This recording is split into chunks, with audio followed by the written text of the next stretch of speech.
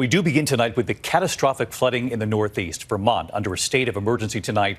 Some of the worst flooding in nearly 100 years. The capital of Vermont tonight underwater, shut down most of the day. Authorities fearing a nearby dam may not hold. Vermont Governor Phil Scott tonight calling the devastation, quote, historic and catastrophic. 8 inches of rain in just hours. The city still deemed not safe for public travel.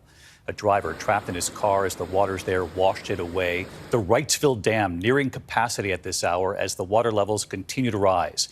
And to the south in Ludlow, Vermont, these train tracks on an active freight line, look at this, now suspended 100 feet in the air after the earth beneath them was washed away.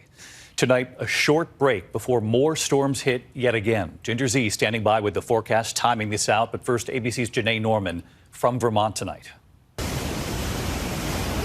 Tonight, raging rivers.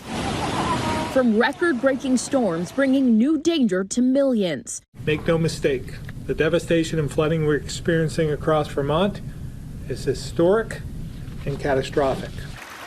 Vermont's capital city, Montpelier, inundated overnight with up to 8 inches of rain. Cars floating down streets, windows of businesses looking more like fish tanks. The water nearly as high as the city's parking meters. By noon, swift water teams ferrying well over 100 residents to dry land. In many areas, the water conditions remain too dangerous for rescue by boat.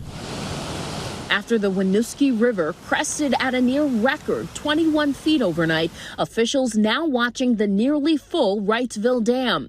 ABC's Jacqueline Lee is there. This dam was built after floods inundated Montpelier nearly 100 years ago. Since then, they've never had to worry about it overflowing until now. And if it does, officials say there's no precedent for potential damage.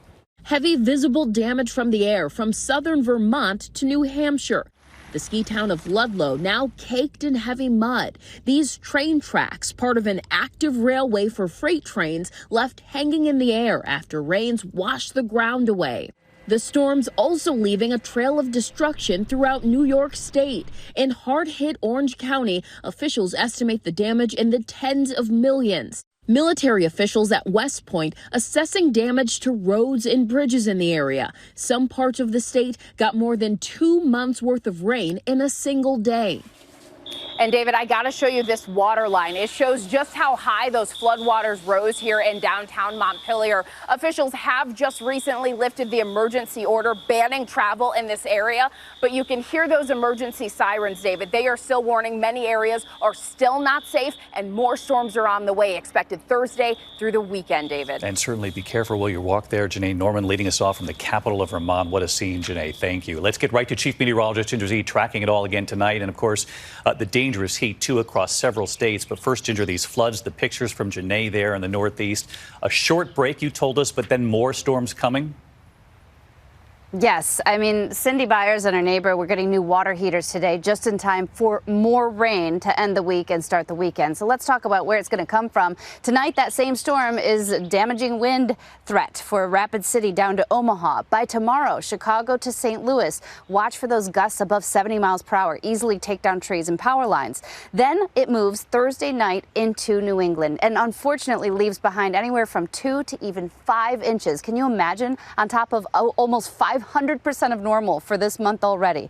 Then we've got to talk about that heat. We have been broiling in so many parts of the country. There are 13 states on alert tonight. A place like Phoenix that, yes, has made it to its 12th day of 110 plus. People say, come on, it's summer. Phoenix does this all the time. It looks like they will go and surpass 18 days in a row, which is a record. Goes back about a century, David. Wow, 18 days in a row, 110 or more. Ginger Z with us again. Thank you. Hi, everyone. George Stephanopoulos here. Thanks for checking out the ABC News YouTube channel. If you'd like to get more videos, show highlights, and watch live event coverage, click on the right over here to subscribe to our channel. And don't forget to download the ABC News app for breaking news alerts. Thanks for watching.